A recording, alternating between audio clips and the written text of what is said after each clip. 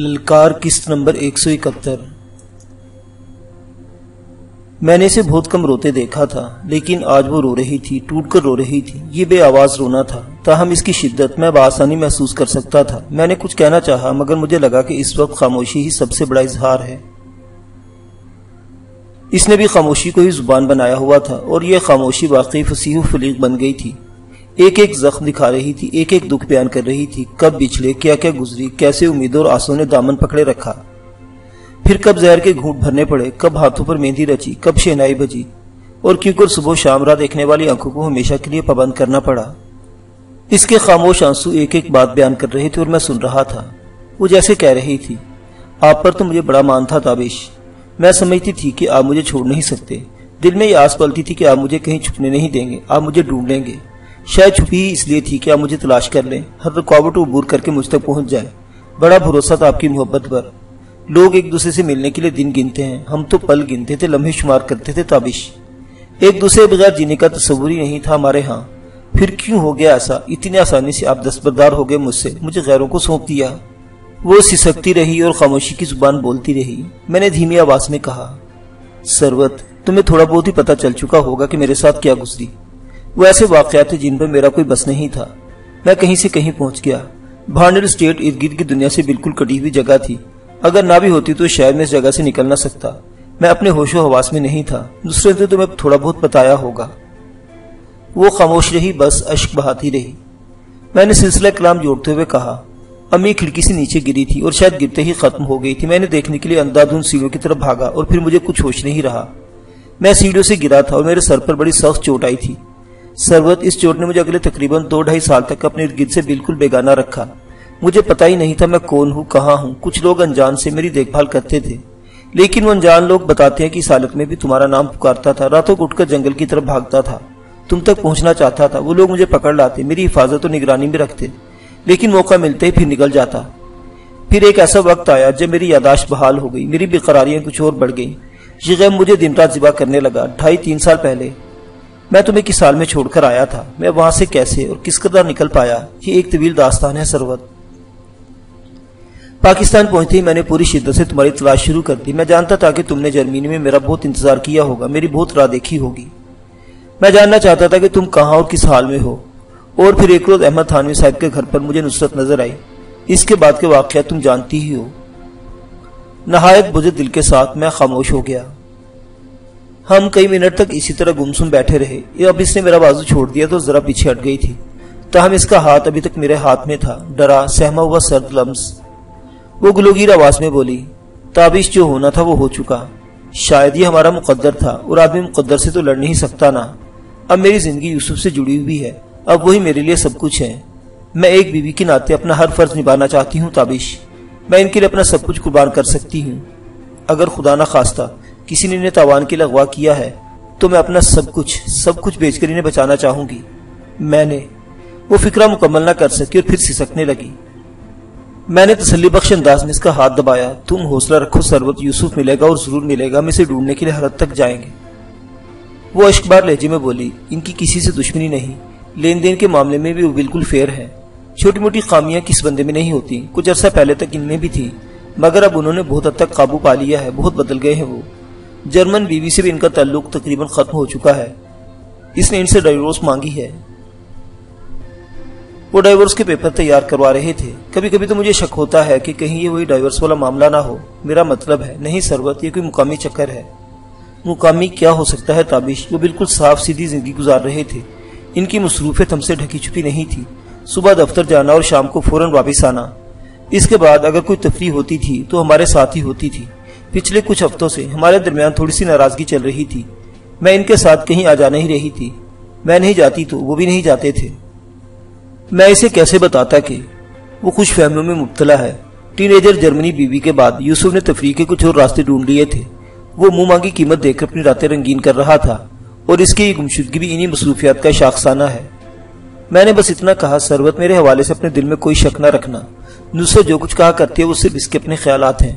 میں اسے کئی بار سختی سے منع بھی کر چکا ہوں، لیکن تم جانتی ہو کہ وہ بچپن سے ضدی ہے۔ میری آواز دکھ سے بوجھل ہو رہی تھی۔ میں جانتی ہوں، وہ منمنائی۔ میں نے کہا، ثروت، میں سچے دل سے کہتا ہوں اگر تم مجھے مل جاتی تو میں خود کو دنیا کا خوش قسمت ترین انسان سمجھتا، لیکن اگر تم میری قسمت میں نہیں تو پھر بھی میں اپنے رب کریم کی مرضی پر راضی ہوں۔ کسی کو خاموشی سے چاہتے رہنا کوئی گناہ نہیں، لوگ اسے گناہ کہتے ہیں تو کہتے رہے، میں یہ گناہ اب بھی کر رہا ہوں اور زندگی کی آخری سانس تک کرتا رہوں گا۔ میں جب مر جاؤں گا سرور، تم مجھے غور سے دیکھنا، میرے ہونٹوں پر غور سے دیکھنا، تمہیں وہاں اپنا نام لکھا ہوا ملے گا۔ وہ کسی کو نظر آئے یا نہ آئے، لیکن اگر تم نے دیکھا ہے تو تمہیں ضرور نظر آئے گا۔ میں سچی محبت کے اس لفظ کو قبر میں اپنے ساتھ لے کر جاؤں گا۔ جذبات کے سبب میرا گلا روند گیا، اس ڈر سے کہ کہیں آنکھیں نم نہ ہو جائے میں خاموش ہو گیا۔ اس نے کوئی رد عمل ظاہر نہیں کیا، بس ساکت بیٹھی رہی۔ اچانک میں ٹھٹک گیا، مجھے کھڑکی سے باہر پھر کوئی حرکت محسوس ہوئی تھی۔ سربت نے سر جھکا رکھا تھا، اس لیے اس حرکت کو نہیں دیکھ پائی۔ میں نے ہولے سے اپنا ہاتھ سربت کے ہاتھ سے الگ کیا، کولڈ پسٹل کو اپنے بائیں ہاتھ سے دائیں ہاتھ میں منتقل کیا اور جسم کو حرکت دی۔ سربت بری طرح چونک کر میری طرف دیکھنے لگی۔ میں نے ہونٹوں پر انگلی رکھ کر اسے خاموش رہنے کا اشارہ کیا۔ اس نے ایک بار پھر میرا بازو جکڑ لیا۔ میں نے باستگائی بازو چھڑایا اور اندھیرے میں جھک کر چلتا ہوا کھڑکی کی طرف بڑھا۔ پچھلی دفعہ میں نے کھڑکی کی چٹخنی اس طرح لگائی تھی کہ وہ آسانی سے کھل سکے۔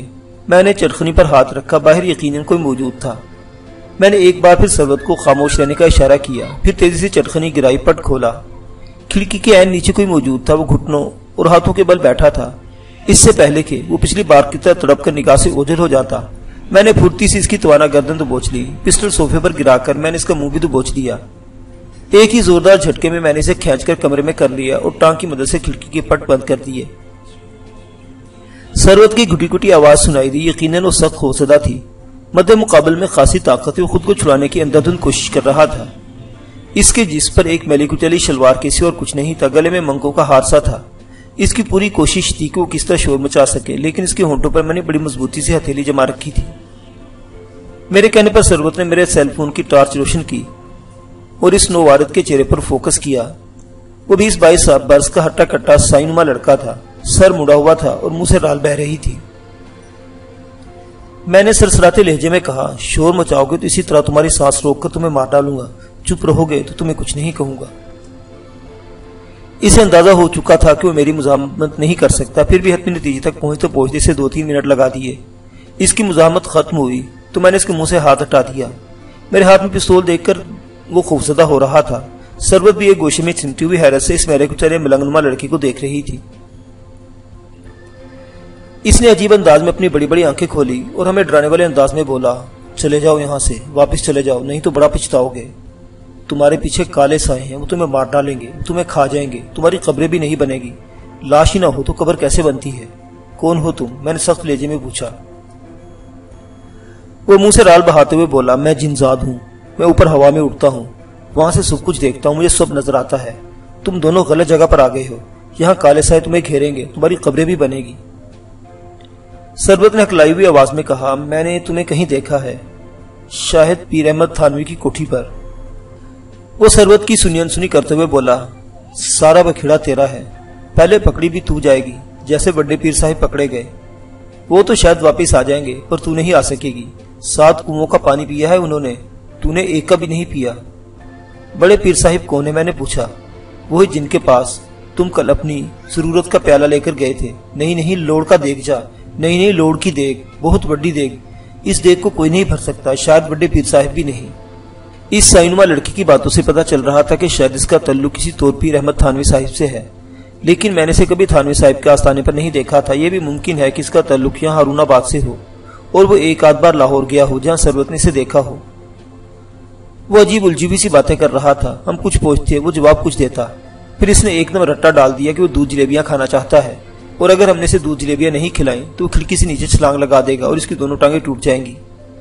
ہم نے اسے بمشکل سنبھالا۔ سربت نے شولڈر بیگ میں سے چاکلیٹ نکال کر اسے دی۔ کافی بڑی چاکلیٹ تھی، وہ ایک ہی بار منہ میں ڈال کر ہڑپ کر گیا۔ میں یہ جاننے کی کوشش کر رہا تھا کہ وہ کس طرح کی اداکاری تو نہیں کر رہا، بظاہر اس کے آثار نہیں تھے، یا پھر وہ بہت اچھا اداکار تھا۔ پہلی بات ہی درست لگتی تھی۔ تھوڑی دیر بعد اس نے اعلان کیا کہ اسے پیشاب آ گئے، اتنے زور سے جتنے زور سے چناب میں پانی آتا ہے۔ میں نے اسے کمرے کے اٹیچ باتھ کا راستہ دکھایا، لیکن اس نے صاف انکار کر دیا۔ اس نے کہا کہ وہ بن جگہ پر پیشاب نہیں کر سکتا، اس کے لیے فی الوقت کھلی جگہ ہے، یہ گمراہی ہے۔ جب مجھے لگا کہ وہ سچ مچ یہاں پیشاب کر دے گا تو میں اسے کھڑکی میں سے گزار کر باہر لے آیا۔ یہاں کافی کشادہ بالکونی تھی، میں نے کہا، یہاں کر لو پیشاب۔ وہ نیم آمادہ نظر آیا، لیکن پھر ایک دم اس نے مجھے دھکا دیا اور نیچے جانے والی سیڑھیوں کی طرف دوڑ لگا دی۔ میں اس کے پیچھے لپک کر اسے دوبارہ دبوچنا چاہا، لیکن پھر ارادہ ملتوی کر دیا۔ یقیناً ہوٹل میں شور شرابہ ہو جاتا اور یہاں آج رات کچھ ایسے لوگ ہمارے ساتھ مقیم تھے جن کے سامنے میں ہرگز نہیں آنا چاہتا تھا۔ وہ بھاگتا ہوا پتہ نہیں کس جانب اوجھل ہو گیا۔ میں واپس کمرے میں آ گیا، کھڑکی کو اچھی طرح اندر سے بند کر دیا۔ کھڑکی سے باہر کی طرف دیوار پر آڑی ترچھی لکیریں تھیں جو کسی نکیلے پتھر سے کھینچی گئی تھی۔ انہیں کھینچنے والا یہ سائنما لڑکا ہی تھا۔ کھرچ کھرچ کی آواز ان ناقابل فہم لکیروں کی تھی۔ ثروت نے موم بتی دوبارہ روشن کر دی۔ ہم اس سولجرل سائیں کی آمد پر حیران تھے۔ اس نے جو باتیں کہی تھیں ان میں سے کچھ تشویشناک بھی تھی اور ہمیں سوچنے پر مجبور کر رہی تھی۔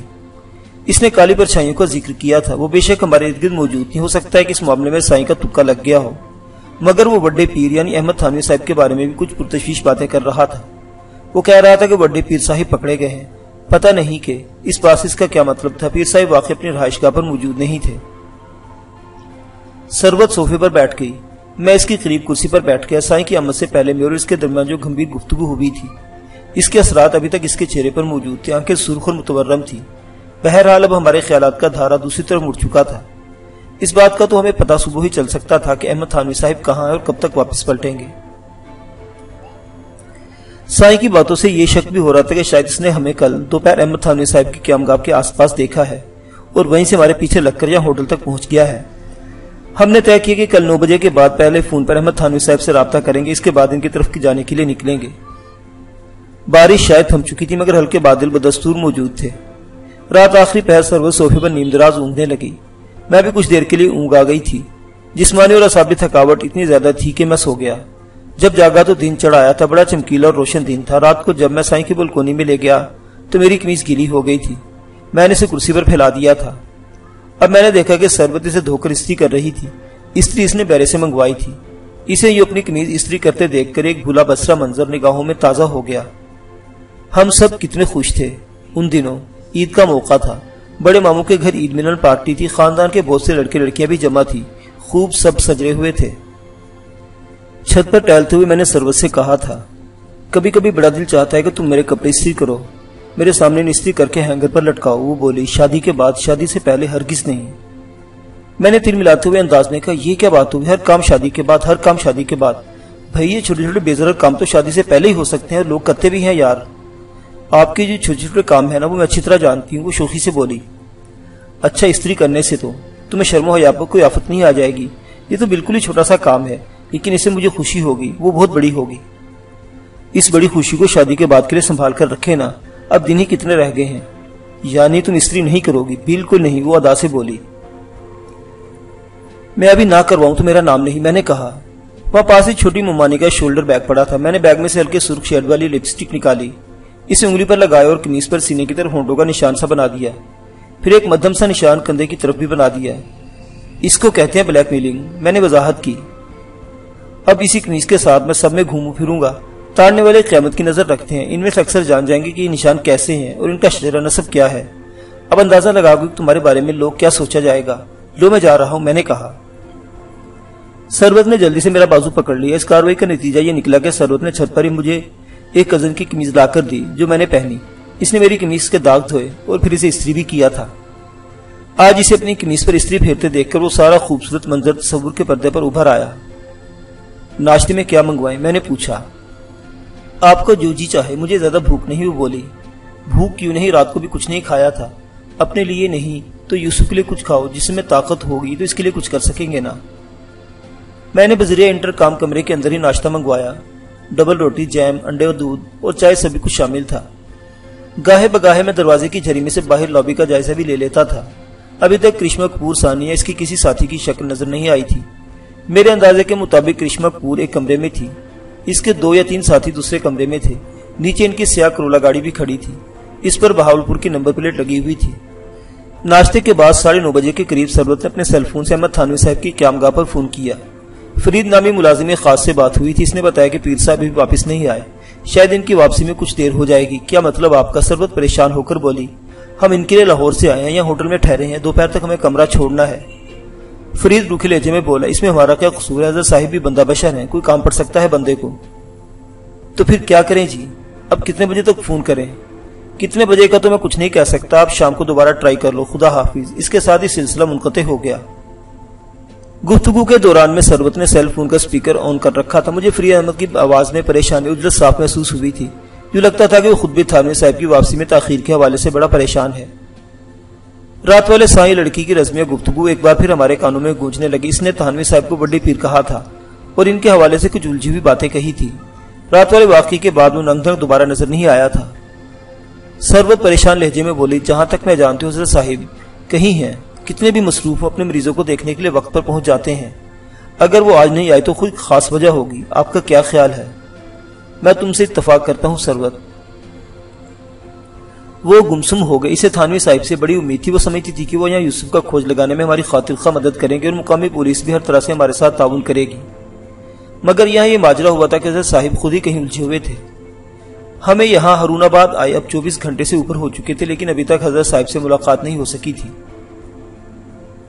میں نے ایک بار پھر دروازے کی جھری میں سے دیکھا اور چونک گیا۔ مجھے کرشمہ کپور اور اس کا ایک ساتھی لابی میں نظر آئے۔ کرشمہ کپور حسب سابق لمبی چادر میں تھی اور اس چادر میں سے اس کی آنکھیں تھوڑی سی پیشانی ہی نظر آتی تھی۔ غالباً اپنی آنکھوں کو کرشمہ کپور کی آنکھوں سے ملانے کے لیے وہ نیلے لینس لگاتی تھی یا اسے لگائے جاتے تھے۔ مجموعی طور پر کچھ لاغر اور پسمردہ نظر آتی تھی۔ اس کے ساتھی نے اسے کوئی دوا لا کر دی، ساتھ میں پانی کا گلاس تھا۔ کرشمہ کپور نے گولیاں منہ میں رکھ کر پانی پیا۔ میں نے جلدی سے کھڑکی میں جا کر نیچے سڑک کی طرف دیکھا۔ گندمی رنگت والا ایک چوڑا چکلا شخص یا کرولا کپڑے سے صاف کر رہا تھا۔ اندازہ ہوا کہ یہ لوگ اب یہاں سے رخصت ہونے والے ہیں۔ میرا دل تیزی سے دھڑکنے لگا۔ ان لوگوں کا پیچھا کرنے، ان کا ٹھکانہ جاننے کا یہ اچھا موقع تھا۔ در حقیقت میں رات کو ہی فیصلہ کر چکا تھا کہ اگر کل یہ لوگ روانہ ہوئے تو میں ان کے پیچھے جاؤں گا۔ میں نے یہ بات سربت سے کہی۔ وہ ایک دم پریشان نظر آنے لگی اور بولی، تو میں یہاں اکیلی رہوں گی؟ وہ بھول رہی تھی کہ وہ یہاں اکیلی ہی آنا چاہ رہی تھی۔ بہرحال اس کی یہ پریشانی مجھے اچھی لگی۔ میں نے کہا، مجھے نہیں لگتا کہ یہ لوگ زیادہ دور جائیں گے، زیادہ سے زیادہ فقیر والی تک جائیں گے۔ میری واپسی 1.5-2 گھنٹے میں ہو جائے گی۔ ویسے بھی میں موبائل پر تم سے رابطہ رکھوں گا۔ لیکن یہ لوگ ہیں کون؟ وہ جس بز ہو کر بولی۔ میں نے اس موقع پر مناسب سمجھا کہ سربت کو تھوڑا بہت بتا دوں، ورنہ وہ سمجھتی کہ میں یوسف والا معاملہ بیچ میں ہی چھوڑ کر اپنے کسی کام میں لگ گیا ہوں۔ میں نے کہا، سربت مجھے شک ہو رہا ہے کہ میں نے ان میں سے ایک بندے کو ہسپتال میں یوسف کے ارد گرد دیکھا تھا، وہی چوڑی ناک والا سا سانولا سا شخص۔ اب وہ یہاں بھی موجود ہے۔ مجھے اس کے بارے میں شک دور کر لینے دو۔ میں نے بات بنائی تھی، تو پھر مجھے بھی ساتھ لے جائیں۔ میں اکیلی یہاں کیا کروں گی؟ نہیں سربتی، مناسب نہیں۔ تم یہاں آرام سے بیٹھو، ٹی وی دیکھو اور دروازہ بند رکھو۔ میں نے کہا ہے نا کہ میں فون پر رابطہ رکھتا ہوں۔ میں سربت کو وہ مشکل راضی کر سکا۔ غالباً اس کے ذہن میں رات والے واقعات تھے جب ننگ دھنگ سائنما ہمارے کمرے کے ارد گرد منڈلا رہا تھا۔ نیتو عرف کرشمہ کپور نے سن گلاسز لگا دیے تھے۔ وہ شاید کمرے میں کوئی چیز بھول گئی تھی۔ اپنی جگہ سے اٹھی اسٹک کے سہارے چلتی ہوئی کمرے میں چلی گئی۔ چوڑی ناک والے شخص کا رخ دوسری جانب تھا۔ میں نے موقع غنیمت جانا۔ میں کمرے سے نکلا اور اس کی نظر بچاتا ہوا سیڑھیوں پر اتر گیا۔ میں نے پیکا پہن رکھی تھی، دھوپ کی اینک بھی لگائی ہوئی تھی۔ مجھے امید نہیں تھی کہ اگر ان تینوں میں سے کسی نے مجھے دیکھا بھی ہے تو آسانی سے نہیں پہچان سکے گا۔ ہوٹل سے کچھ فاصلے پر 2-3 ٹیکسیاں کھڑی تھی۔ میں نے ایک اچھی حالت کی مہران ٹیکسی منتخب کی۔ اس کا ڈرائیور ایک دبلا پتلا شخص تھا۔ پیچھانے سے کافی سارے بال اڑے ہوئے تھے۔ وہ بڑی انیماک سے کیلے کھا رہا تھا اور عیسیٰ خیلوی کے گانے سن رہا تھا۔ میں ٹیکسی میں اخری سیٹ پر جا بیٹھا۔ کہاں جانا ہے صاحب جی؟ وہ شیریں لہجے میں بولا۔ فقیر والی کتنے پیسے لوگے؟ آپ خوشی سے 2 دیں گے جی، ٹھیک ہے۔ اگر تم نے مجھ پر چھوڑ دیا ہے تو میں تمہیں ناراض نہیں کروں گا، لیکن ابھی تھوڑی دیر رکنا ہے۔ ہوٹل سے میرے کچھ ساتھی بھی آ رہے ہیں۔ ہمارے ساتھ بیٹھیں گے؟ ڈرائیور نے پوچھا۔ نہیں، وہ جو پیچھے ایک کالی کرولا کھڑی ہے اس میں جائیں گے، ہم ان کے ساتھ ہی جانا ہے۔ ڈرائیور نے مطمئن انداز میں سر ہلایا۔ اس نے مجھے کیلوں کی پیشکش کی۔ میں نے شکریہ کے ساتھ انکار کر دیا۔ اس نے ٹیپ ریکارڈ کی آواز تھوڑی سی اونچی کر دی تاکہ میں بھی پوری طرح موسیقی سے فیضیاب ہو سکوں۔ عیسیٰ خیلوی کی آواز ٹیکسی میں گونجنے لگی۔ میں نے مڑ کر دیکھا۔ مجھے لگا جیسے ہوٹل کے کمرے کی کھڑکی میں سے سربت مجھے دیکھ رہے، میرے لیے دعاگو ہے۔ حسب توقع 4-5 منٹ بعد چادر میں لپٹی ہوئی کرشمہ کپور واکنگ سٹک کے سہارے چلتی ہوئی گاڑی کی اگلی نشست پر آ بیٹھی۔ چوڑی ناک والے نے ڈرائیونگ سیٹ سنبھال لی۔ باقی 2 افراد پچھلی نشست پر بیٹھ گئے۔ گاڑی روانہ ہوئی تو میرے اشارے پر ڈرائیور نے بھی ٹیکسی آگے بڑھا دی۔ جلد ہی ہم اندرونی سڑکوں سے نکل کر ہائی وے پر پہنچ گئے۔ میں نے ذرا بدلے ہوئے لہجے میں ڈرائیور سے کہا، تمہارا نام؟ محمد یاسر جی۔ تو یاسر، بات یہ کہ میرا تعلق CID سے ہے، سمجھتے ہو نا، خفیہ پولیس۔ جی ہاں۔ وہ ایک دم چونک کر بولا۔ گھبرانے کی بات نہیں، میں نے اسے تسلی دی۔ تمہیں پورا کرایہ ملے گا، بلکہ انعام بھی دوں گا۔ ہمیں اس گاڑی کا پیچھا کرنا اور پوری احتیاط کرنی ہے کہ انہیں شک نہ ہو۔ ٹھیک ہے جی۔ یہ کوئی مجرم وغیرہ ہے؟ اس نے غور سے مجھے دیکھتے ہوئے کہا۔ مجرم تو نہیں، ابھی ملزم ہے۔ ہتھیار وغیرہ بھی ہوگا ان کے پاس؟ وہ ڈرے ہوئے لہجے میں بولا۔ ہو بھی سکتا ہے، اس لیے کہتا ہوں کہ میں احتیاط سے چلنا ہے۔ اس نے تھوک نگل کر اسباب میں سر ہلا دی اور ٹیبری کارڈ کی ناپ گھما کر عیسیٰ خیلوی کا گلا دبا دیا۔ اسے چلتا رہنے دو، ہم پولیس والے اتنے پکے مسلمان نہیں ہوتے، میں نے مسکرا کر کہا۔ اگلے آدھ گھنٹے تک ہم نے احتیاط سے کالی کرولا کا تعاقب جاری رکھا۔ ہائی ویز پر گاڑیاں اکثر گھنٹوں تک دوسرے کے پیچھے چلتی رہتی ہیں، یعنی اس طرح سے چلنا ایک معمول کی بات ہوتی ہے۔ پھر بھی ہم نے احتیاط کی، کرولا سے اپنا فاصلہ برقرار رکھا اور کبھی کسی دوسری گاڑی کو بھی ٹیکسی اور کرولا کے درمیان آنے دیا۔ میرا خیال تھا کہ کرولا فقیر والی کی طرف جائے گی، لیکن ایسا نہیں ہوا۔ وہ فقیر والی سے کافی پہلے ہی بائیں طرف کچے پکے راستے پر مڑ گئی۔ یہ تارکول کے بجائے اینٹوں کی سڑک تھی اور کہیں کہیں ناہموار بھی تھی۔ اب ہمیں کرولا سے اپنا فاصلہ مزید بڑھانا تھا۔ ہم نے کرولا کو دیکھنے کے بجائے اس دھول پر نظر رکھی جو کرولا کے ٹائروں سے اڑ رہی تھی۔ یہ سفر 15-20 منٹ کے بعد ایک گاؤں پر جا کر ختم ہوا۔ یہ خالص دیہاتی علاقہ تھا۔ گاؤں ذرا نشیب میں تھا، دور سے مسجد کے سفید مینار نظر آ رہے تھے اور کچھ فاصلے پر کسی حویلی کے برج تھے۔ یہ کافی بڑی حویلی تھی، شاید انگریزوں کے دور میں بنی ہوئی تھی۔ میں نے ٹیکسی گاڑی سے تھوڑی فاصلے پر درختوں کی اوٹ میں رکوائی۔ ڈرائیور یاسر نے کہا کہ وہ انجن کی کوئی تار وغیرہ اتار دے اور بونٹ کھلا رکھے، اگر کوئی پوچھے تو اسے بتائے کہ گاڑی خراب ہے اور سواری گاؤں میں گئی ہے۔ میں اسے سب کچھ سمجھا کر جبی کے اونچے کھیتوں میں پگڈنڈی پر چلتا ہوا گاؤں کی طرف بڑھا۔ اب میں نے پی کیپ اتار رکھی تھی اور اینک بھی جیب میں ڈال لی تھی۔ کولڈ پسٹل کو جیب سے نکال کر میں نے پتلون کی بیلٹ میں الجھ لیا تھا اور اسے چھپانے کے لیے شرٹ پتلون سے باہر نکال لی تھی۔ اس دوران میں سربت کا فون آ گیا۔ ہیلو، کہاں ہے آپ؟ اس نے فکر مند لہجے میں پوچھا۔ جہاں بھی ہوں بالکل خیریت سے ہوں، میں نے ہلکے پھلکے انداز میں کہا۔ پلیز اپنا خیال رکھیں۔ خیال ہی تو اپنے پس میں نہیں ہے۔ اچھا، کب تک آ جائیں گے؟ ابھی تو جا رہا ہوں بھائی، ڈونٹ وری، دوپہر کا کھانا اکٹھے کھائیں گے۔ گفتگو ختم ہو گئی۔ میں جلدی ہی گاؤں کی بیرونی حدود میں پہنچ گیا۔ یہاں سے حویلی کی ایک سائڈ کی جھلک نظر آتی تھی، کچی اور نیم کچے مکانوں کے درمیان۔ وہ کسی چٹان کی طرح کھڑی تھی۔ اس کی بیرونی دیواریں نانک چندی اینٹوں کی تھی اور کافی موٹی تھی۔ ایک طرف پرچون کی دکان نظر آ رہی تھی، لکھا تھا لطیف دی ہٹی۔ میں لطیف دی ہٹی یعنی لطیف کی دکان پر چلا گیا۔ کاؤنٹر کے پیچھے اندر کی طرف لکڑی کے ایک سٹول رکھا تھا۔ میں تھکے انداز میں بیٹھ کر دکاندار سے کہا، بھائی صاحب ٹھنڈا پلا دو، کوئی کوک شوپ۔ اس نے مقامی فیکٹری کی بنی ہوئی سوڈا واٹر نکالی اور بولا، میرے پاس تو یہی ہے جی۔ چلو یہی چلے گی، میں نے فراخ دلی سے کہا۔ کہاں سے آئے ہیں؟ لطیف نے پوچھا۔ وہ 30-35 برس کا بھلا مانس سا شخص تھا۔ اس نے لٹھے کی سفید شلوار پہن رکھی تھی۔ دکان میں ایک طرف گولیوں، ٹافیوں اور ڈبوں کے اوپر طے کی ہوئی جان ماز بھی رکھی تھی۔ وہ میرے لباس کو ذرا حیرت سے دیکھ رہا تھا۔ میں نے اس کے سوال کا جواب دیتے ہوئے کہا، ہارون آباد سے آیا ہوں۔ وہاں ہمارے ایک پیر و مرشد ہیں احمد تھانوی صاحب، ان کے نیاز حاصل کرنے تھے، لیکن وہ کہیں گئے ہوئے تھے۔ کل ان سے مل کر لاہور واپس چلا جاؤں گا۔ اب تھوڑا سا وقت میں نے سوچا ادھر ادھر کا چکر لگا لوں۔ ادھر کیسے؟ لطیف نے پوچھا۔ فقیر والی میں ہمارے ایک دوست ہیں اکبر مہر صاحب، انہوں نے بتایا تھا کہ یہاں بارڈر کے ساتھ ساتھ رقبے کافی سستے مل جاتے ہیں، فارم وغیرہ بھی بنانے کے لیے اچھی جگہ ہے۔ میں نے سوچا تھوڑا سا سروے کراؤں۔ ٹیکسی پر آیا، ادھر کھیتوں کے پاس خراب ہو گئی، ڈرائیور ٹھیک کر رہا ہے۔ لطیف کے چہرے پر عجیب سی چمک نمودار ہو چکی تھی۔ اس نے دکان کے پچھلے حصے سے ایک گدی والی کرسی نکالی اور اتفاق سے بولا، آپ سٹول پر نہیں تو کرسی پر بیٹھے جی، آپ تو ہمارے اپنے، بڑی خوشی ہوئی آپ سے مل کر۔ اس نے ایک بار پھر مجھ سے مسافہ کیا۔ میں سمجھا نہیں۔ میں نے کہا، آپ ہمارے پیر بھائی ہیں، ہم بڑے پرانے عقیدت مند ہیں حضرت صاحب کے۔ وہ پرجوش انداز میں بولا۔ اس کے ساتھ اسے اپنے 8-10 سالہ بیٹے کو پکارا۔ وہ بھاگتا ہوا آیا۔ لطیف بولا، اپنے چاچا کو سلام کرو۔ لڑکے نے فوراً ماتھے پر ہاتھ لے جا کر سلام کیا۔ وہ مجھ سے مخاطب ہو کر بولا، لو جی اب بتاؤ کیا کھاؤ پیو گے، کیا سیوا کریں آپ کی؟ میں منع کرتا رہا، لیکن اسے دودھ پتی منگوائی اور دکان کے اندر ہی بہت سارے بسکٹ نکال کر میرے سامنے رکھ دیے۔ وہ بچھا جا رہا تھا۔ کہنے لگا، لگتا ہے آپ پہلی بار ادھر آئے ہیں۔ آیا تو پہلی بار ہوں، لیکن آپ کو کیسے پتا چلا؟ آپ کے کپڑوں سے، اس نے کہا۔ اس دوران میں ایک جوان سا لڑکا تمباکو لینے لطیف کی دکان پر آیا۔ اس نے بڑے تعجب سے میرے کپڑوں کو دیکھا، جیسے میں نے قمیض پتلون نہیں، گھاگرا چولی یا کوئی زنانہ لباس پہن رکھا ہے۔ لڑکے کے جانے کے بعد میں نے لطیف سے پوچھا، کیا یہاں پینٹ قمیض پہننا منع ہے؟ ایسا ہی سمجھ لے جی، چودھری انور کو چنگا نہیں لگتا، وہ کہتا ہے اپنا پینڈو لباس پہنو، پینڈو کھاؤ، پینڈو پیو، پینڈو طریقے سے رہو۔ یہ سوڈا واٹر بھی میں نے ڈرتے ڈرتے رکھا ہوا ہے، وہ تو ان چیزوں سے بھی منع کرتا ہے، بہت غصے والا ہے، اس کی مرضی کے خلاف علاقے کا کوئی نہیں چل سکتا۔ ایک گلی میں حویلی کی ایک دیوار کی جھلک نظر آ رہی تھی۔ میں نے کہا، یہ حویلی کس کی ہے لطیف صاحب؟ وہ بولا، چودھری انور کی۔ یہ دراصل 3 بھائی ہیں، چودھری انور بڑا ہے، اس سے چھوٹا چودھری اصغر ہے، اور پھر نکا چودھری امجد۔ تینوں بڑے ڈھاڈے ہیں، لیکن چودھری انور کچھ زیادہ ہی کوڑا ہے۔ جو اس نے کہہ دیا بس کہہ دیا۔ باقی دونوں بھائی بھی اس کی پوری حمایت کرتے ہیں، اور پھر سارے علاقے کو اس پر عمل کرنا پڑتا ہے۔ चौधरी अनवर वैसे कैसा बंदा है, मैंने पूछा। बहुत चंगा और बहुत बुरा, लतीफ धीमी आवाज में बोला। ये क्या बात हुई, चंगा भी और बुरा भी? लतीफ ने कहा, जो लोग इसके कहने के मुताबिक चलते हैं इनके लिए बहुत चंगा है, दूसरों के लिए बहुत बुरा, बल्कि बहुत ही बुरा, खड़े खड़े बंदे की जान निकाल लेता है।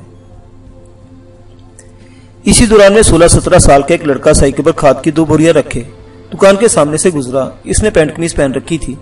कपड़ों की तरह लड़के का अपना हुलिया भी खस्ता था। मैंने लतीफ से कहा, आप तो कहते हैं शहरी लिबास कोई नहीं पहनता। लतीफ मेरा इशारा समझकर बोला, ये नौकर है हवेली का, इसकी बात और है। क्या मतलब? जो चीज आम लोगों के लिए मना है वो अपने नौकरों के लिए जायज है। हाँ, यही तो चक्कर है। ये लिबास नौकर पहन सकते हैं, जिनको हर वक्त हवेली वालों की झिड़कियां कहनी पड़ती हैं, आम लोग नहीं पहन सकते। अब जो मुंडा यहाँ से गुजरा है, पढ़ा लिखा है, शायद बहावलपुर का रहने वाला है, बस चौधरी के हत्थे चढ़ गया है। यहाँ भैंसों और गायों का गोबर उठा रहा है, कुत्तों का रातब बना रहा है और इस तरह के दूजे काम कर रहा है। अच्छी तनख्वाह भी मिलती है, लेकिन जलील भी रज के होता है। नौकरी छोड़ना चाहे तो आसानी से नहीं छोड़ सकता। और यहाँ ये कोई एक शहरी मुंडा नहीं, छोटी बड़ी उम्र के 14-15 नौकर नौकरानी हवेली में ऐसे ही हैं। ये शहरी हैं और यहाँ जलीलो-ख्वार हो रहे हैं। बल्कि किराना फरोश लतीफ कहते कहते चुप हो गया। आप कुछ कहने लगे थे, मैंने पूछा। वो जरा तवक्कुफ से बोला, आप पीर भाई निकल आए हैं इसलिए आपको बता रहा हूँ, वरना ये बातें करने वाली नहीं। चौधरी अनवर की 3 बीवियां हैं, पहली गांव की है, बाकी 2 शहरी। एक ब्याह चौधरी ने पिछले साल ही किया है, लाहौर शहर की कोई कुड़ी है, चंगी भली पढ़ी लिखी हुई है, बस फंस गई किसी तरह। चौधरी की असल बीवी तो पहले वाली वाजिदा बीबी ही है, बाकी दोनों तो बस रिखेले ही है। चौधरी इन दोनों को कोई बच्चा वगैरह भी नहीं होने देता। दरमियान वाली को तो शायद 2-4 महीने पहले में तलाक हो जाए। चौधरी का दिल शायद भर गया है इससे, मारकुटाई भी करने लगा इसके साथ। अगले 1 घंटे में मेरे और लतीफ के दरमियान तफसीली गुफ्तगू हुई। वो मुझसे दुकान के पीछे अपने घर में ले गया, खाना खिलाया। खाने के दौरान हमने बेतकल्लुफी से बातें करते रहे। हम एक दूसरे को अपनाए से आप के बजाय तुम कह रहे थे। मुझे सरहदी गांव और गांव की हवेली के बारे में जो कुछ मालूम हो वो इस तरह था। हवेली को पीली हवेली कहा जाता था, हालांकि इसका रंग पीला नहीं था। गालिबन किसी जमाने में इसको पीला रंग किया गया था, जिसकी वजह से नाम पीली हवेली पड़ गया। चौधरी अनवर और इसके दोनों भाइयों की दहशत पूरे इलाके में थी। वो हर तरह के नाजायज और गैर कानूनी कामों में मुलव्वस थे, लेकिन कोई इनकी तरफ आंख उठाकर भी नहीं देख सकता था। बुरे कामों के लिए तीनों भाइयों का इत्तेफाक मिसाली था। गैर कानूनी शराब से लेकर तवाइफबाजी और स्मगलिंग तक हर काम वो करते थे। उन्होंने अच्छी नस्ल की बड़ी तेज रफ्तार घोड़ियां पाल रखी थी। इन घोड़ियों पर सवार चौधरी के हरकारे पूरे इलाके पर नजर रखते थे। लतीफ के बगौल कभी कभार सिख हजरात भी चौधरी से मिलने के लिए गांव में आते हैं। मेरे और लतीफ के दरमियान पीर भाई होने की वजह से एतमाद और यकीन की जबरदस्त फजा पैदा हो गई थी। वह अहमद थानवी साहब का नाम ले लेकर जीता था और मैंने भी अहमद थानवी साहब से अपनी जबरदस्त मोहब्बत और अकीदत जाहिर कर दी थी। मैंने लतीफ से खुलकर बात करने का फैसला किया। मैंने जब इसे बताया कि मेरा ताल्लुक स्पेशल पुलिस से है और मैं एक बंदे की तलाश में यहाँ आया हूँ, तो वो सख्त परेशान नजर आने लगा। मैंने इसके शाने पर हाथ रखते हुए कहा, लतीफ भाई फिक्रमंद होने की थोड़ी सी भी जरूरत नहीं। हमारे दरमियान रूहानी भाईचारे का रिश्ता है और ये बिल्कुल ऐसे ही रहेगा। अल्लाह ने चाहो तो मेरी तरफ से तुम्हें कांटा चुभने की तकलीफ ही नहीं होगी। हजरत साहिब तुम्हें मेरी तरफ से हर तरह की जमानत दे सकते हैं। मेरी इन बातों ने लतीफ की परेशानी काफी हद तक खत्म कर दी। वो मुझसे इस शख्स के बारे में सवाल जवाब करने लगा जिसे मैं ढूंढना चाहता हूँ। मैंने इसे यूसुफ फारूकी का हुलिया बताया और ये भी बताया कि वो कब से ओझल है। लतीफ ने लंबी सांस लेते हुए कहा, ताबिश भाई, अगर तुम्हें टो लगी है कि तुम्हारा बंदा इन लोगों के पास है तो ये टो ठीक ही हो सकती है। ये लोग इस तरह के सारे काम करते हैं। स्मगलिंग का माल तो बॉर्डर के आर पार जाता ही रहता है, कभी कभी ये बंदों को भी भेज देते हैं। अभी 2-2.5 महीने पहले इस तरह का वाकया हुआ है। एक सिख लड़की इंडिया से भागकर ननकाना साहिब आ गई थी। वो यहाँ अपनी पसंद के सिख लड़के से शादी करना चाहती थी, मगर इसका भाई इसके पीछे आया, इसे पकड़कर यहाँ हमारे पिंड में ले आया। सुना है कि यहीं से वो लड़की वापस इंडिया पहुंचा दी गई थी। मैंने कहा, जिस बंदे के पीछे मैं यहाँ आया हूँ इसके बारे में भी कुछ इस तरह का शक हो रहा है। हो सकता है कि कुछ लोग इस इंडिया पहुंचाना चाहते हों। इसी दौरान में मेरे सेलफोन की बेल हुई। ये सरवर थी। मैंने कॉल अटेंड की। वो परेशान आवाज में बोली, ताबिश आप कहाँ, इतनी देर क्यों लगा दी है? बस वापस रवाना हो रहा हूँ, तुम खैरियत से हो ना? हाँ खैरियत से हूँ, लेकिन वो सही लड़का फिर नजर आया है। वो बालकोनी में घूम रहा था, खिड़की से चेहरा लगाकर देख रहा है। मुझे डर लगता है इससे। सरवर तो बिल्कुल बेजरर है, कुछ नहीं कहेगा और ना ही अंदर आएगा। मैं बस थोड़ी देर में तुम तक पहुंच रहा हूँ।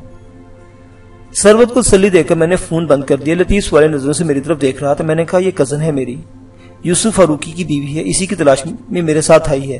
ہم ہارون آباد کے ایک ہوٹل میں ٹھہرے ہوئے ہیں۔ میں نے اسے تفصیل بتائی اور یہ بھی بتایا کہ میری یہ کزن بھی حضرت صاحب کی بہت عقیدت مند ہے۔ اسی اثنا میں پردے کے پیچھے سے لطیفہ کی بیوی کی آواز سنائی دی۔ وہ لطیف کو عثمان کے ابا کہہ کر بلا رہی تھی۔ وہ اپنی آواز سے سنجیدہ طبیعت کی عورت لگتی تھی۔ میں نے بھی لطیف سے اجازت چاہی۔ لطیف مجھے اس بات کی آفر کر چکا تھا کہ مجھے یوسف کے حوالے سے کچھ طرح کی مدد کی ضرورت ہو تو وہ حاضر ہے۔ جاتے وقت لطیف نے مجھ سے کہا اگر تمہیں دوبارہ یہاں آنے کی ضرورت پڑے تو بہتر ہے کہ دیہاتی لباس میں آؤ اور خود کو دیہاتی ہی ظاہر کرو، ورنہ کوئی مصیبت کھڑی ہو سکتی ہے۔ میں نے کہا اگر ضرورت پڑی تو میں ایسا ہی کروں گا۔ میں واپس ٹیکسی ڈرائیور یاسر کے پاس پہنچا۔ وہ بڑی بے چینی سے میرا انتظار کر رہا تھا۔ اس نے بتایا کہ ایک گھوڑی سوار آیا تھا، وہ کچھ پوچھ کر رہا تھا۔ یاسر نے وہی کچھ بتایا جو میں نے اسے سمجھا دیا تھا۔ ہم فوراً ٹیکسی میں بیٹھے اور واپس روانہ ہو گئے۔ اس گاؤں کی فضا میں عجیب سا خطرہ محسوس ہوتا تھا۔ ہوٹل کے کمرے میں سرورت بے قراری سے میرا انتظار کر رہی تھی۔ مجھے اس کی یہ بے قراری اچھی لگی۔ سرورت کی اس کیفیت نے مجھے گزرے دنوں کی یاد دلا دی جب اس طرح وہ فون کا یا میری آمد کا انتظار کیا کرتی تھی۔ شادی بیاہ اور دیگر تقریبات کے موقع پر بھی ہماری نگاہیں ایک دوسرے کو ہی ڈھونڈا کرتی تھی اور سرورت تو کہا کرتی تھی کہ وہ ایسی تقریبات میں جاتی میرے لیے ہے، ورنہ اس کی تنہائی پسندی بہت سی تقریبات سے دامن بچا جاتی۔ سرورت نے مجھے بتایا کہ سائیں لڑکا کوئی 2 گھنٹے پہلے نظر آیا تھا، اس کے بعد دکھائی نہیں دیا۔ میں نے سرورت کو تسلی دی اور اسے سردی گاؤں اور پیلی حویلی کے بارے میں اپنی ساری کارگزاری سنا دی۔ میں نے اسے سکھ لڑکی والا واقعہ نہیں سنایا ورنہ وہ مزید پریشان ہو جاتی۔ ہاں یہ ضرور کہا کہ یوسف اس گاؤں کی پیلی حویلی میں موجود ہو سکتا ہے۔ میری سمجھ میں کچھ نہیں آ رہا۔ وہ ماتھا پکڑ کر بولی ان لوگوں کی یوسف سے کیا دشمنی ہو سکتی ہے، اور اگر خدا نہ خواستہ یہ لوگ انہیں بارڈر پار لے جانا چاہتے ہیں تو کیوں؟ یہ سوال واقعی پریشان کرتا ہے۔ میں نے تائید کی۔ وہ بولی حضرت صاحب سے ابھی تک کوئی رابطہ نہیں ہو سکا۔ 3 بار فون کر چکی ہوں، ہر بار یہی بتایا کہ حضرت صاحب ابھی واپس نہیں آئے۔ میرا خیال ہے کہ اب وہ لوگ میرا فون بھی نہیں سنیں گے۔ یہ بھی ایک تعجب خیز سوال تھا کہ حضرت صاحب کہاں ہے۔ ذہن میں پھر سائیں کی رات والی باتیں گونجنے لگی۔ اس نے حضرت صاحب کے حوالے سے کچھ خدشات کا اظہار کیا تھا۔ کیا وہ جانتا تھا کہ حضرت صاحب کسی مشکل میں ہے، یا پھر یہ کوئی روحانی کیفیت تھی، الہام قسم کی شے تھی؟ میں نے کہا سرورت مجھے ایک دیہاتی لباس چاہیے اور 2-3 دن کی مہلت چاہیے۔ مجھے پوری امید ہے کہ میں یوسف والا معاملہ حل کرنے میں کامیاب ہو جاؤں گا۔ کم از کم کوئی ٹھوس سراغ ضرور ڈھونڈ نکالوں گا۔ دیہاتی لباس وہ کس لیے؟ اب اس کی ضرورت ہے، تمہیں بعد میں بتاؤں گا۔ پھر میں نے ذرا توقع سے کہا سرورت میرا ایک مشورہ مانو۔ کہیں؟ وہ اپنی لمبی پلکیں جھکا کر بولی تم لاہور واپس چلی جاؤ، میں تمہیں بس پر بٹھا دیتا ہوں، کوئی مسئلہ نہیں ہوگا تمہارے لیے۔ مجھے صرف 3-4 دن کی مہلت دو، میں تمہیں یقین دلاتا ہوں کہ کوئی نہ کوئی بہتری کی صورت نکلے گی۔ اس نے پلکیں اٹھا کر مجھے دیکھ کر کچھ دیر خاموش رہنے کے بعد دوبارہ پلکیں جھکا لی اور بولی پلیز تابش مجھے اس کے لیے مجبور نہ کرے، میں نے خود سے عہد کیا ہوا ہے یوسف کے بغیر واپس نہیں جاؤں گی۔ اگر وہ یہاں موجود ہی نہ ہوا تو پھر ہم وہاں جائیں گے جہاں ان کے ہونے کی امید ہوگی۔ تم جان بوجھ کر خود کو خطروں میں ڈالنا چاہ رہی ہو۔ آپ کے ہوتے ہوئے مجھے کوئی خطرہ محسوس نہیں کرتی، اور پرسوں خود ہی تو کہہ رہے تھے کہ ہمارا ایمان ہونا چاہیے، جو رات قبر میں آنی ہے وہ باہر نہیں آ سکتی۔ اگر میں تمہاری بات حضرت صاحب سے کرا دوں اور وہ بھی تمہیں یہ مشورہ دیں کہ تم واپس چلی جاؤ تو پھر؟ وہ عجیب سے لہجے میں بولی میں ان سے بھی التجا کروں گی کہ وہ ایک بیوی کے طور پر مجھے اپنا فرض پورا کرنے دیں۔ میں نے کوشش کی لیکن وہ ٹس سے مس نہیں ہوئی۔ میں نے اندازہ لگایا کہ وہ بھی اس لیے بھی ہارون آباد میں رہنا چاہتی ہے، کسی ایک آدھ دن میں حضرت صاحب سے ملاقات کی توقع ہے۔ میں ہوٹل میں علیحدہ کمرہ لینا چاہ رہا تھا مگر اس بات پر بھی راضی نہیں تھی۔ عجیب صورتحال تھی۔ چند روز پہلے تک وہ میرے ساتھ کسی علیحدہ کمرے میں رہنے کا تصور تک بھی نہیں کر سکتی تھی، مگر اب اس کی مجبوری تھی۔ اس کے پاس اس کے سوا کوئی چارہ نہیں تھا۔ ہوٹل والوں کے نزدیک بھی ہم میاں بیوی ہی تھے۔ کھانے کے بعد ہم بھی تادیر گفتگو جاری رہی۔ احمد تھانوی صاحب کے بارے میں ابھی تک کچھ خیر خبر نہیں تھی۔ سرورت اب خود فون وہاں کرنا نہیں چاہتی تھی، اس کی جگہ میں نے فون کیا۔ ملازم خاص فرید احمد نے بتایا کہ صاحب ضروری کام سے لاہور گئے ہوئے ہیں، ابھی 1-2 روز نہیں آئیں گے۔ یہ صورتحال اس صورتحال سے مختلف تھی جو فون پر سرورت کو بتائی جاتی رہی تھی۔ مطلب تھا کہ وہاں کچھ گڑبڑ ضرور ہے۔ ابھی تھوڑی دیر پہلے جب میں ٹیکسی پر واپس آیا تھا میں نے حضرت صاحب کی قیامگاہ کے سامنے کافی گاڑیاں کھڑی دیکھی تھی۔ یقیناً وہی لوگ تھے جو ان سے ملاقات کے لیے آئے تھے اور اب مایوسی کا شکار تھے۔ سرورت کا اصرار تھا کہ میں اسے اکیلا ہوٹل میں چھوڑ کر کہیں نہیں جاؤں۔ وہ سمجھ چکی تھی کہ اب میں دوبارہ لطیف کے گاؤں جانا چاہتا ہوں اور 1-2 روز وہاں رہنے کا ارادہ رکھتا ہوں۔ وہ زور دینے لگی کہ میں بھی اس کے ساتھ لے کر جاؤں۔ ہماری طویل بحث کا حتمی نتیجہ یہ نکلا کہ سرورت میرے ساتھ گاؤں جائے گی۔ ہم دونوں ایک فیملی کی طرح ہوں گے۔ اس میں ہم پر کسی طرح کا شک کیا جانے کا امکان کم سے کم ہوگا۔ سرور سے 1 گھنٹے کی رخصت لے کر میں بازار گیا اور وہاں سے 2 جوڑے کپڑے خرید لایا، ایک مردانہ دوسرا زنانہ جوڑے کی ساتھ دیہاتی طرز کی ایک چادر بھی تھی۔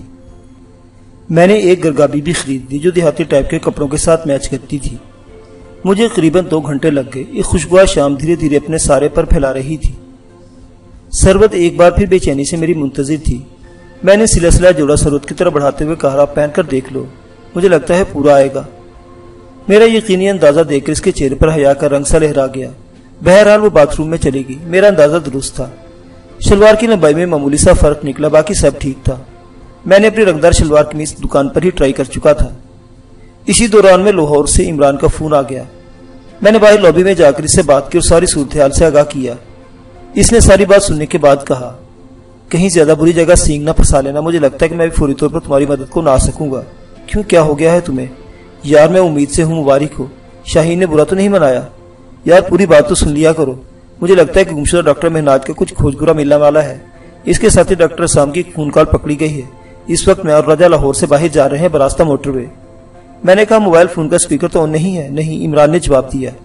میں نے کہا، یار اس راجا کو اپنے ساتھ زیادہ نہ چمیڑو، یہ بڑا ٹیڑھا بندہ ہے، کوئی پریشانی پیدا نہ کر دے۔ عمران نے کہا، گھبراؤ نہ جگر، مائنس مائنس پلس ہو جاتا ہے، اس وقت اسے ساتھ رکھنا مجبوری ہے۔ باقی جیلانی اور اقبال فقیر والی پہنچ چکے ہیں، تم کسی بھی وقت ان سے رابطہ کرنے کے مدد کے لیے بلا سکتے ہو۔ ٹھیک ہے، اگر ضرورت پڑی تو میں کال کر لوں گا، لیکن تم نے نہیں بتایا کہ ڈاکٹر مہناز کا کیا کھوج ملا ہے۔ ابھی نہیں، پہلے مجھے کسی نتیجے پر پہنچ لینے دو، عمران نے کہا۔ وہ جلدی میں نظر آتا تھا، اس نے سلسلہ منقطع کر دیا۔ سربت کے ساتھ ایک رات کمرے میں گزارنے کا تصور بڑا عجیب اور محال تھا۔ یقیناً وہ بھی صورتحال کو بڑی شدت سے محسوس کر رہی تھی۔ ایک عورت ہونے کے ناطے اس کے لیے سب کچھ کہیں زیادہ مشکل تھا۔ میں رات 11 اور 12 بجے تک باہر لابی میں بیٹھا ٹی وی دیکھتا رہا، پھر اندر چلا گیا۔ وہ آج بھی بیڈ پر لیٹنے کو تیار نہیں تھی۔ میں بیڈ پر چلا گیا۔ وہ چادر اوڑھ کر صوفے پر دراز ہو گئی۔ ہم ایک دوسرے کی قرابت اور دوری کو بڑی شدت سے محسوس کرتے رہے۔ نہ جانے رات کے کس پہر مجھے نیند آ گئی۔ معزز سامعین حضرات، یہ داستان ابھی جاری ہے، بقیہ واقعات اگلی قسط میں دیکھتے رہیے۔ اردو داستان۔ اللہ حافظ۔